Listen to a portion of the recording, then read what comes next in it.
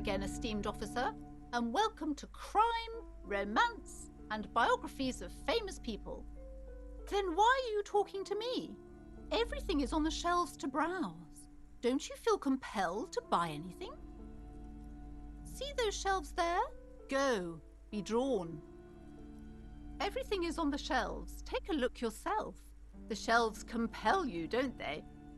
She smiles and nods, seemingly relieved.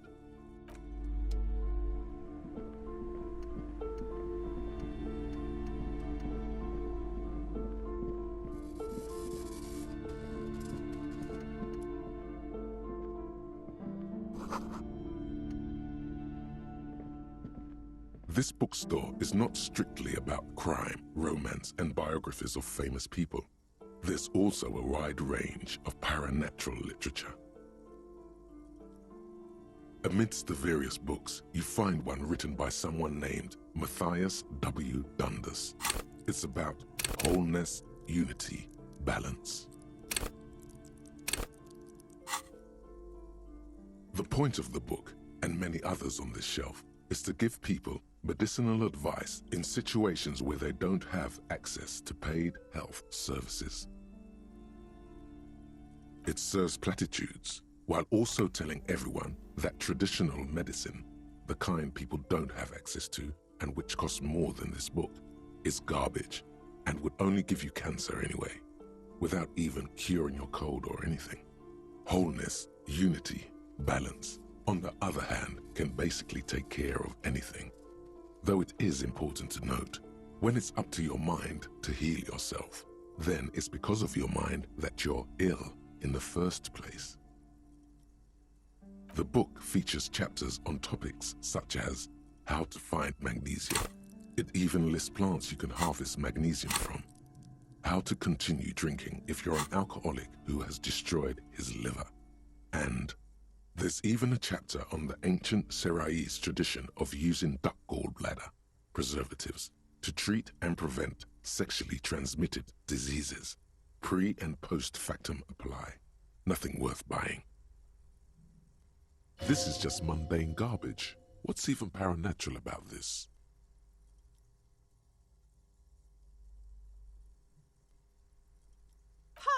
Sir, please, no browsing in that shelf. That wisdom is not for free.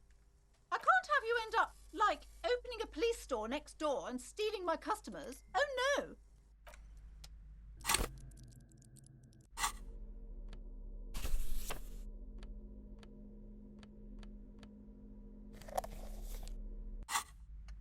This bookstore is not strictly about crime, romance, and biographies of famous people. There's also a wide range of paranatural literature. The throbbing in your head increases with every passing moment you gaze at this shelf. Suddenly, as if out of nowhere, a small green book becomes apparent. The title of it reads, Medicinal Purposes of the Pearl. The book contains descriptions of various pseudoscientific therapies, alternative medicines, and folk remedies involving the pearl, also known as le territoire. For example, it recommends vigorously swatting one's naked body with a venik or hand broom, made from the leafy twigs of a young birch tree from the near pearl.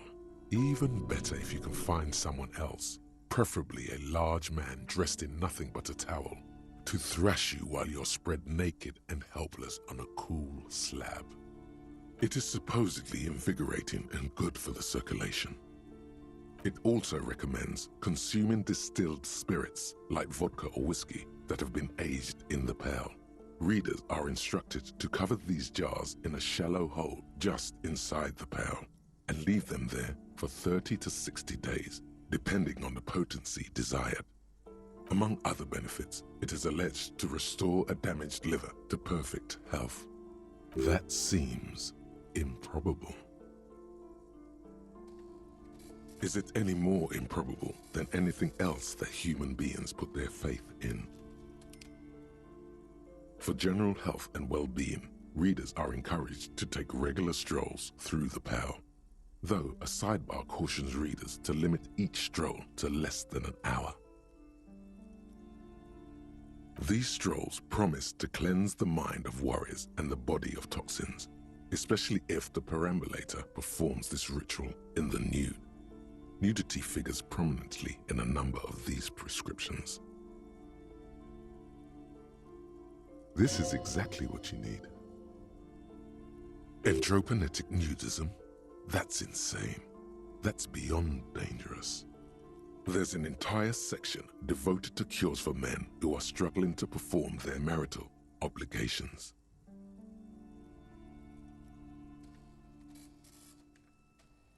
You close the book and return it to its place on the shelf. Indeed. Something about that book does seem to have spoken to you.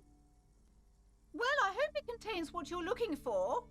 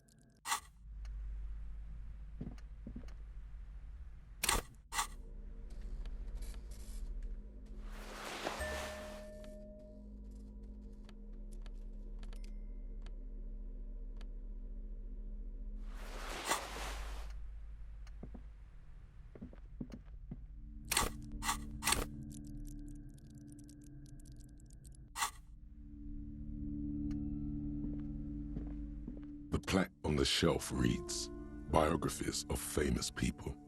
You see a large variety of names, none of which ring a bell. I would say The Greatest Innocence. Yes, most certainly. It's an important educational tool delving into the depths of history, religion, and their relation to innocentic power. A very influential historical figure, but surely I don't have to tell you that. You're a law officer, and law officers have at least some education. The book is also very daring.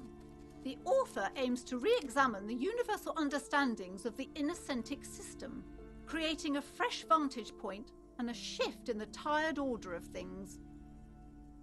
Perhaps for a layman, deep analysis is necessary to peel back the multi-layered meanings.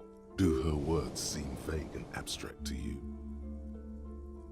Certainly, it's prudent for a person to have at least an elementary understanding of history and society. Imagine the chaos we'd be in otherwise. You feel like you should get this one? Definitely. It's important somehow. There's something personal inside. A true cultural touchstone. Enjoy the read. Browsing through all the books with all their names makes your head spin. None of these seem important or relevant. It's all just vapid egoism. Suddenly, a particularly odd title catches your eye.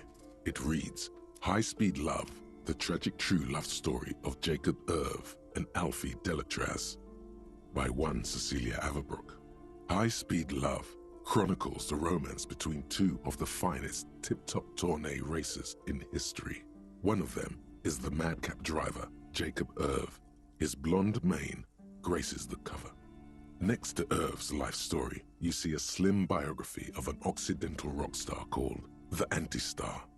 He's famous for shooting morphine into one of his eyeballs and cocaine into the other. Next to that, Revacholian radio personality Guillaume Bevy stands in front of a rundown drug den. He's a permanent fixture on Channel 8, reporting on real-life crime and ruining cops' days. I really must insist you buy one of the books. Reading them is not for free. Do still browse, though, but not too long. I'm sorry, I did not mean to rush you. You are browsing. Go ahead. Take your time. Time is commerce.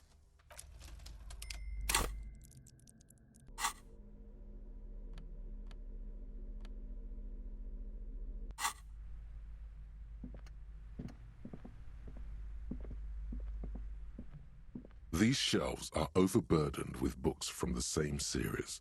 You see the name Dick Mullen over and over. A couple of spook novels hide amidst all the detective books. Thrilling tales of spycraft and daring-do. Oh, crime, robberies, murders, even sexual crimes. We're fortunate to have Dick Mullen and his stories to sort all that out. You're a police officer, apparently. You should buy all of these. They really do teach a person how to be a proper detective. Crime fiction is a disgrace. An asinine misrepresentation of the physical attributes of the arduous everyday work of actual police officers. These books greatly overstate the excitement of police work, glossing over how long it takes to actually follow up on leads and eliminate dead ends. What's more, they completely ignore the psychological hardships of year after year coming into contact with people during the worst days of their lives.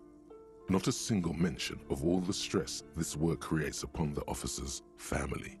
Detective fiction just doesn't tell the truth at all. Now, would you like a list of all the books found on the shelf? You see Dick Mullen on the job. Get Me Mullen. The Stalwart Adventures of Richard P. Mullen. Dick Mullen and the Murder in the Orchard. The Sordid Affair of Dick Mullen.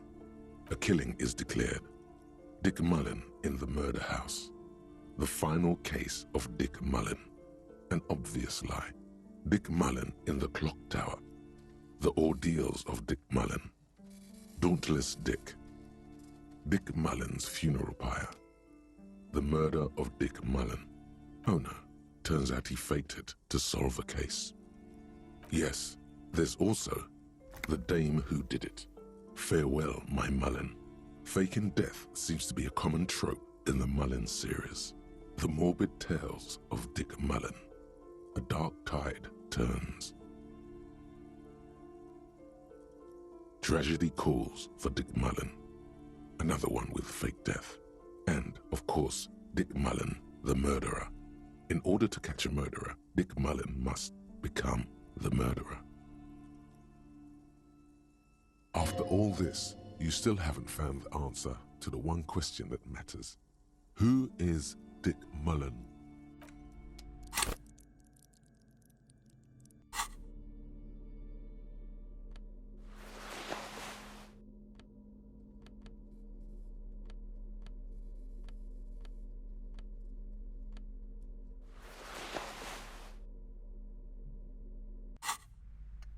Shelves filled to the brim with crime novels featuring the supposedly stalwart Vespertine detective, Dick Mullen.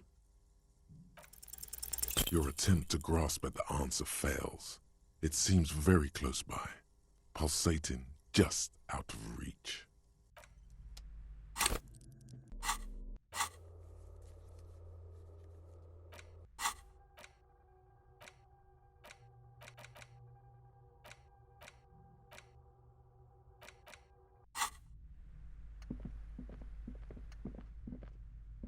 Several maps have been attached to a bulletin board hidden inside the alcove.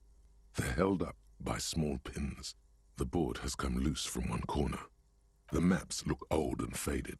Your eye catches a map of Insulinda, a map of Revachol, and a map of Martinez. This large map displays archipelagos. You see a constellation of small dots on the light blue emptiness of the Insulindic Ocean. The largest in the northeast is La Caillou. You are here. Another, far away in the southwest, Seminese Islands, Ile de Fantôme. Ozon, Laurentide, Fas à la Mer, Archipelagos, North Arcade Islands, all just specks of dust on the vastness of the Insulindic. On the edges of the map, the color fades into a blur of dotted lines, black and white, disintegrating into mathematics. In the northeast, a dust mite stands on the north coast of Caillou in a bookstore. It's you.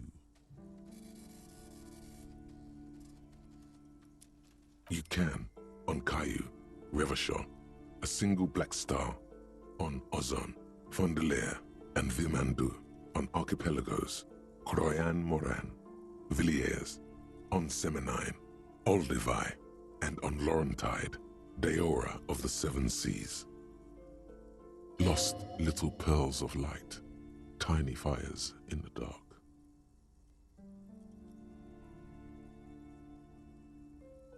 The ocean breaks apart into a tangle of cosines and azimuths, all pointing into pale nothingness. Windy is the north azimuth. Grad is the northeast azimuth. Samara is the east azimuth. Seol is the west azimuth. Isolas, they're called. Connections to other worlds, words past the Insulindian, unknown to you. You only know you've never been there.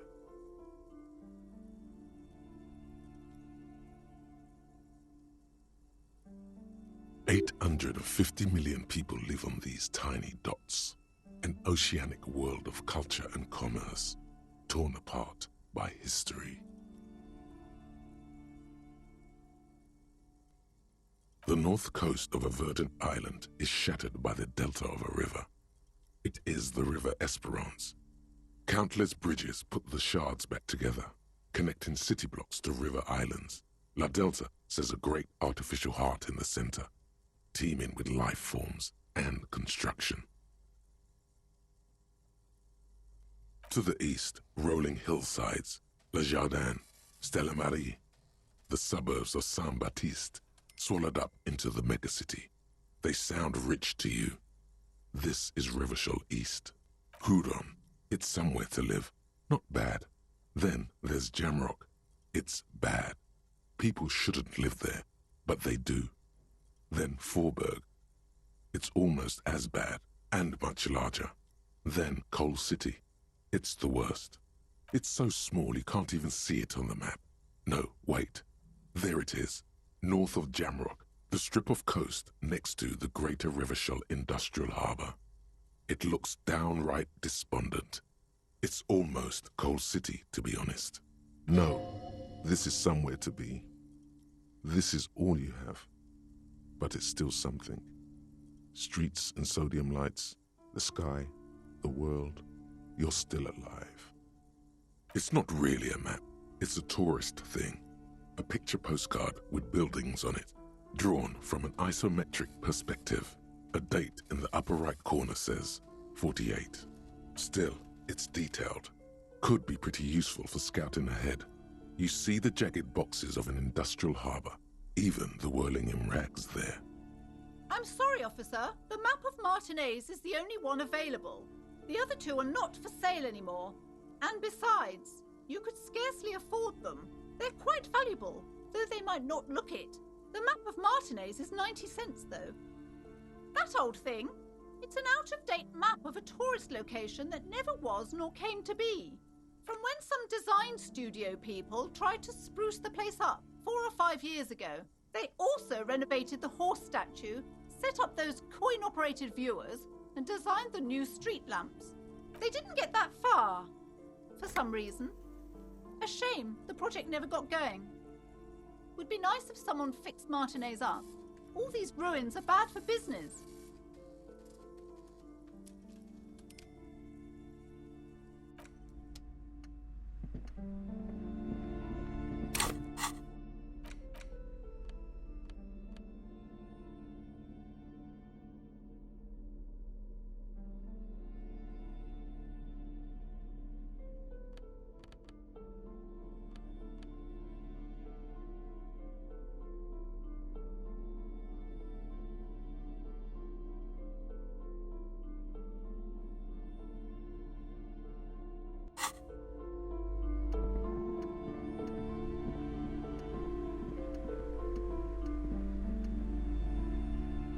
Hi, Ace Detective.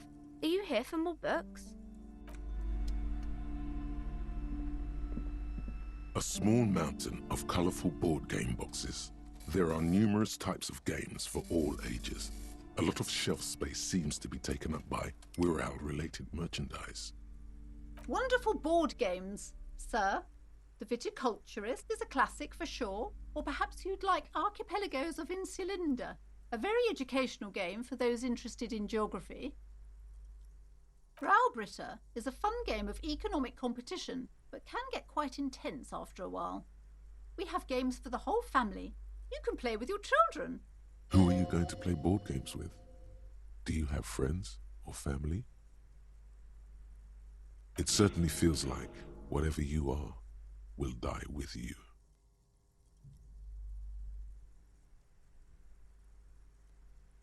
Friends are technically like family. For playing with friends, I'd recommend Suzerainty. It's a civilization building game where you build a civilization, then set off to brutally colonize and repress other civilizations. It'll cost 12 real. Lousy auras there. No, role-playing games are popular among those types. You know, who are into those kind of things. Personally, I don't like it. Not at all. I've heard they turn people into occult enthusiasts. That they have rituals where they try to summon entities. Highly immoral stuff. You can still buy them, though. An endless variety of source books, lore books, and codices litter the table. The topmost book is titled Welkin Compendium, 2nd edition. There's also a large hardbound tome with intricate cover art, The Hunters of Katawak, Boreal Creature Compendium, and a Pick Your Path adventure game book titled Tales of Wirral, Cavern of Velkrag. Books in a board game section? Who wants to read books? There's a box that says Wirral, 3rd edition Mega Setting Supplements Module. The side panel notes, a fantastique adventure board game, new maps and miniatures. A sticker on it displays 25 real. That price is steep, but then it's the 3rd edition Mega Setting Supplement, so it makes sense. Nonsense for anemic Beano-clads.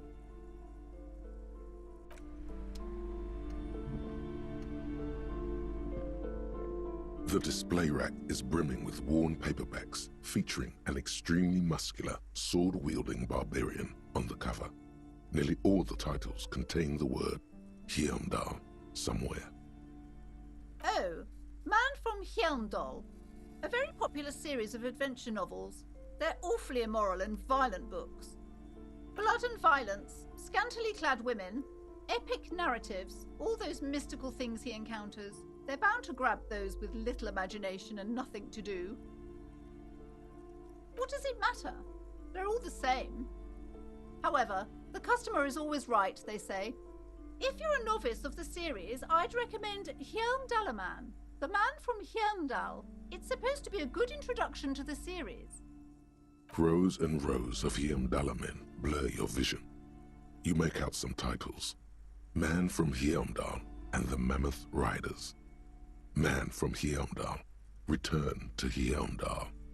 And the solipsistic Man from Hjelmdall and the Hjelmdall Man. Maybe 100. Man from Hjelmdall and the Sages at the End of the World. Man from Hjelmdall and the False God. Man from Hjelmdall and the Scorched Earth. Man from Hjelmdall, the Hjelmdall Colonies. Man from Hjelmdall and the Swamp Beast. Man from Hjelmdall and the Snow Crabs. Not even close. Man from Hjelmdall in Hell. Man from Hjelmdall and the Forest of Slaves. Man from Hjelmdall under the lake. Man from Hjelmdall, Hjelmdall burning. There's even The Trial of Death, a pastoral combat game book set in the world of Hjelmdallaman, and so much more. Nothing of interest, only silence and the cosmic background pain radiation.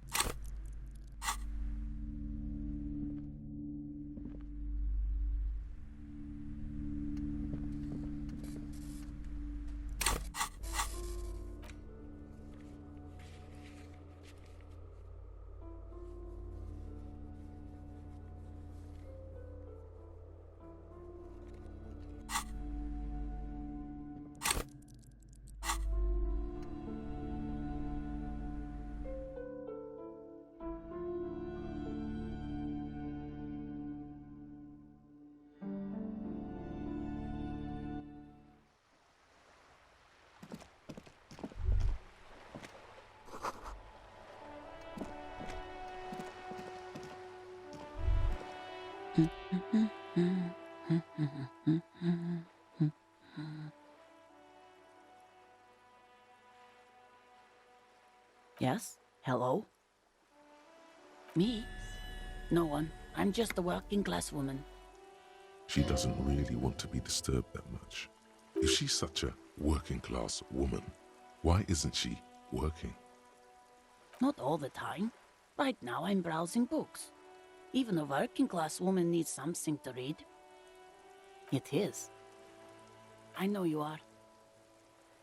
Mm-hmm. What with?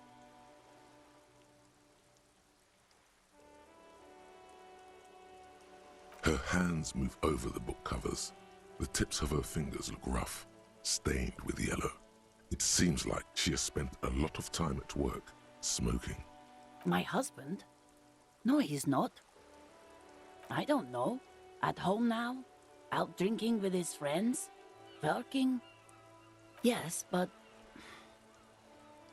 I don't really need to know where my husband is. Not all the time. No.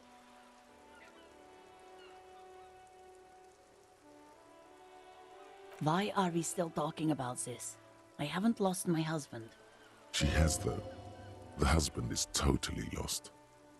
You should tell her that it's okay. What? Who said anything about shame? Stop talking down to me. My husband is not missing. But he is.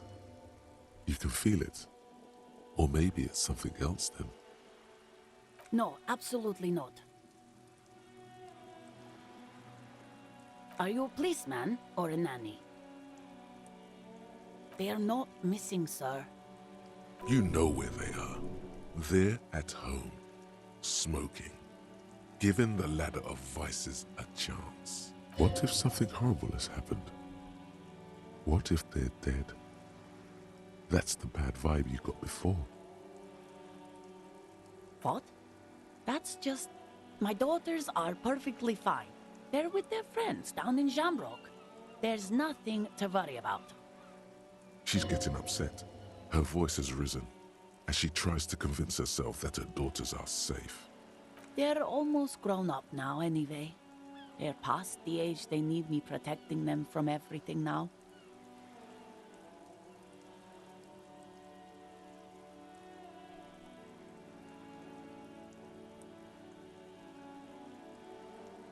My youngest girl, Jolie, is just shy of 16. Jenny, she is turning 18 next month. But we shouldn't even be talking about them. Why do you need to know this? Haven't I repeatedly told you that they're not missing? That they're in Shamrock, safe and well, at some stupid party? Did someone say party? You could use a party. Hunt it down. A killer party? What is it with you and Pulp Staples? My God, please no more talk about my daughters. They are fine. Okay, it must be asked then. What are you doing here? Why are you pursuing this? Is it a hunch? I don't mean to disrespect, sir, but you are being a bit of a cockatoo here. I don't even have a cockatoo. And guess what? Even if I had, it wouldn't be missing. Great. Nothing. Go read up on them if you're so interested. There's a great book in the bookstore. Maybe you should. What if the cockatoo is your astral captain? Or your heraldic bird? Wonderful. The store is open. The woman before you nods and returns to her reading. Finger pistols, 9mm. Snap, snap, baby. Turns out guns aren't that much for protecting as they are for attacking people. If you want to protect people, really work for them, you have to whip out your signature dual 9mm Villiers finger pistols. Who needs real guns anyway? That conversation you just had, it would have gone better had you snapped those bad boys at them. Note, 9mm dual finger pistols do not count for an actual weapon in a gunfight.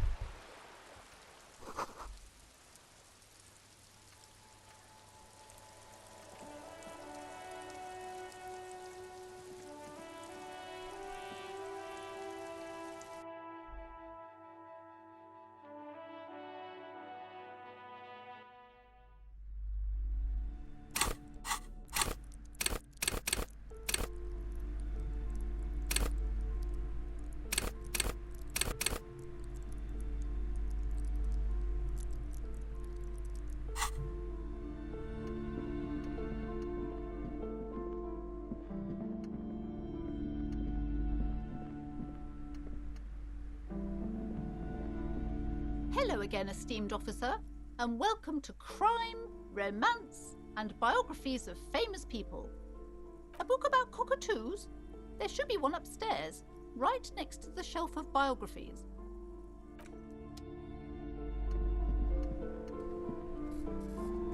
Hi, Ace Detective. Are you here for more books?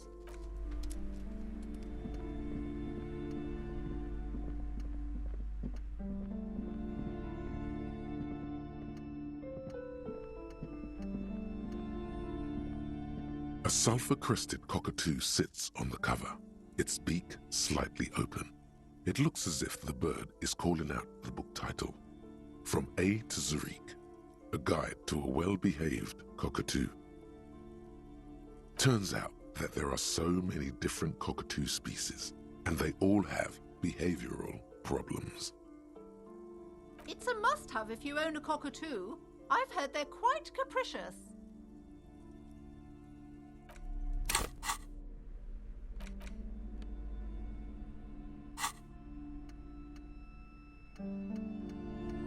A sulfur-crested cockatoo sits on the cover. Its beak, you wait for the storekeeper to be distracted. When she's not looking, you haul the tome of cockatoos into your pocket. It's quite a challenge, but eventually, the guide to the cockatoos is yours. Splendid effort.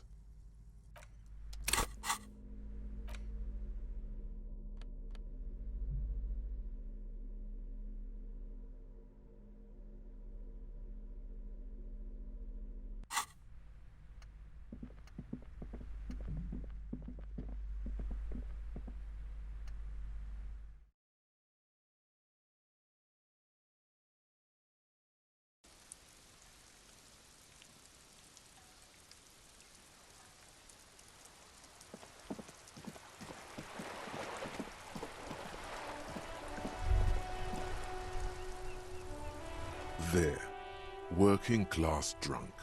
You know what this means, right? Cracked it. All in a good day's work. What do you mean, what did I crack? Look at how working class that drunk is. No. Stop goofing around, recruit. No, it's not. Yes, and you found him. Now go and tell the working class woman. Protect and serve, recruit. Didn't she repeatedly tell you her husband isn't missing though? But he is missing. You heard her, the worry in her voice. Do marriages make any sense? Does honor? You're not a filthy philosopher. You're an officer of law. It's time to ace this case and not brood over your reputation. We can deal with the perception management later. There's no need for champagne when there's honor, recruit. Go and tell the working class woman what you found right now.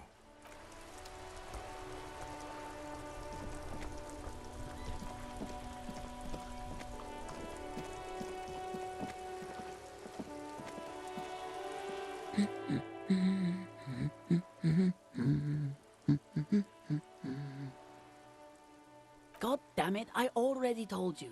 My husband isn't missing. And I specifically added that I didn't need to know where he was. Very well then. Where is he? Excuse me? There's something else hiding in her voice, though. A trace of worry. Right, 'cause working class women come with alcoholic husbands. You know what? You were right. I do have an alcoholic husband. Although not that one. Ha, blam. Knew it. I did, and he is. He's also an alcoholic. No, he's not. Or maybe he is, I don't know. He's probably in the park or in Shamrock somewhere, drinking with his friends. I haven't seen him for... Well, to hell with him. There. She's worried now. She sighs, but you can detect a slight hint of gratitude and relief from her face. All right, go ahead. Do you have any questions? Honestly, not that different from you.